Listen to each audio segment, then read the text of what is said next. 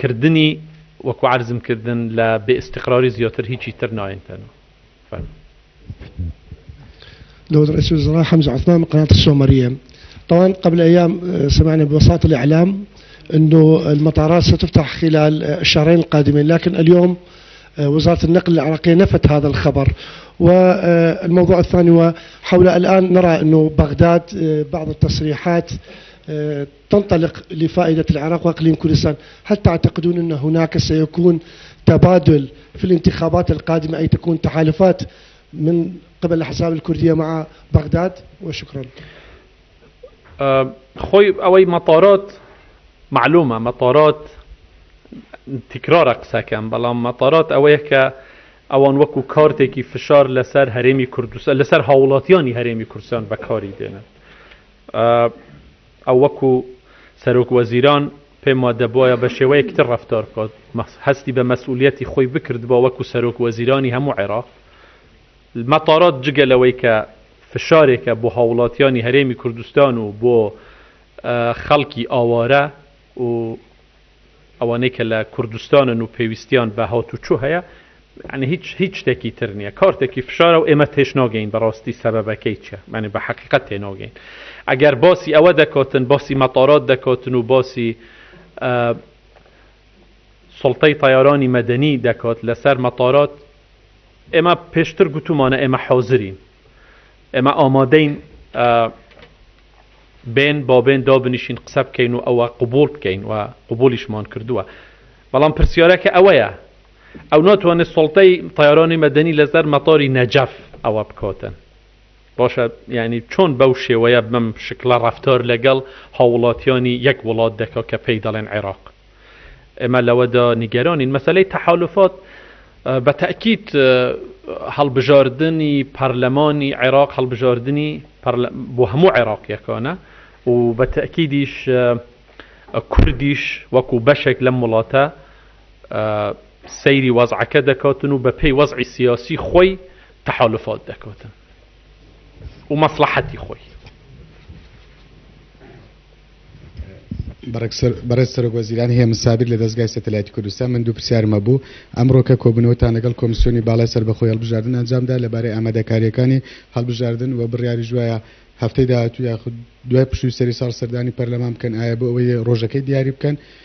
ئەمە پرسیاریەکەم. پرسیاری دووەمیشم سەبارەت بە ئایا هیچ دەست پێشخەریەکەی لە ساڵی نوێ هەموو هێزولایەنە سیاسیەکان کارێکی وا بکرێتکەوە وەکو ئاشتەوایی لێ بندرێت یاخود ناوەچی وا لێ بندرێت، هەموو بێکەوە کۆبنەوە کە چارەنووسی میلەتی کورد دیاری بکرێت ئەگەر هاتوو لەگە بەغدا نەگەشتنی ڕێکەوتنێک. بەنسبەت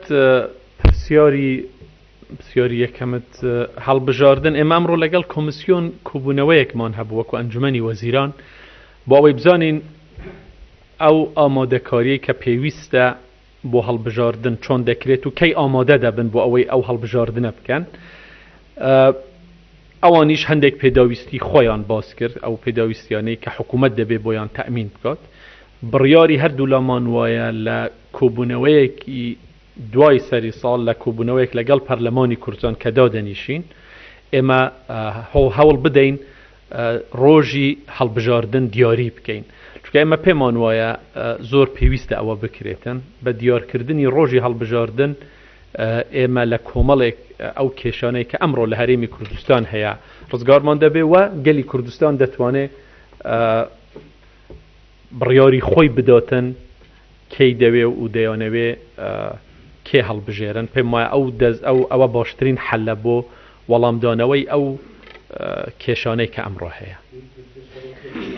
هیچ هەتا ئێستا هیچ شتێکی وانیم. ئێمە زۆر مەبەسمانە یەک ڕیزی هەبێ، زۆر مەبەسمانە یەک ڕێز بین، بەڵام عرزم کردن پێشتریش یەک ڕیزی بە زۆر دروست نابێت، دەبێ هەموو لایەک هەوڵی ئەوە بدات. ئێمە بەش بە حاڵی خۆمان پێمان خۆشە و حەزیش دەکەین، بەڵام بە تەنیا ناکرێت، دەبێ هەموو لایەک هەوڵێت. تروا من ئاراس ئەحمەد لە کوردستان 24 عبادی و توێتی گەرمی جوتیارانم ناردووە، تا ئێستا یەک جوتیار پارێ وەرنەگرتووە و توێتی پارە هەندێک فەرمانبەرم ناردووە. ماگۆرک هەروەها پاڵوێزی ئەمریکا لە عێراق دەستخۆشی لێ کردووە. ئایا دیوی ڕاستەقینەی ئەم قسانە چیە؟ ئایا هیچ پارە هاتووە؟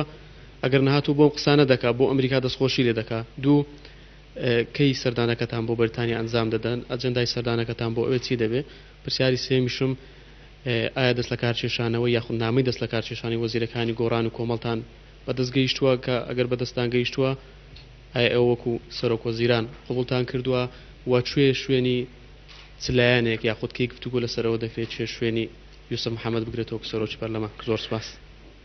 بەنسبەت پرسیاری یەکەم پارەی جوتیاران هەندێک لە پارەی جوتیارانیان ناردووە. مەسجەکان چۆنن لە بەغدا مەسجەکان بە شێوەیەکەن وەکو عەرزم کردن هەندێک شتی ئیجابی دەنێرن بەڵام لەگەڵ ئەوەشدا هەدەفیشیان ئەوەیە کە خەڵکی هەرێمی کوردستان سەر لێ شێوانێک بەداخەوە دروست بکەن بۆ خەڵک کە بە خەڵک بڵێن ئەوە ئێمە حاضرین پارە بنێرین ناردوومانە دەینێرین پارەی کە هەتا ئێستا لە بەغدا بۆ موظفینی حکوومەت هاتووە بۆ 400 حدودی 420 کەس ئەوانەی کە بەنداوەکان بەڕێوە دەبن طبعا بە پێی دەستور بەنداوەکان وەکو جنسیە وەکو پاسپۆرت وەکو ئیقامە ئەمانە سەر بە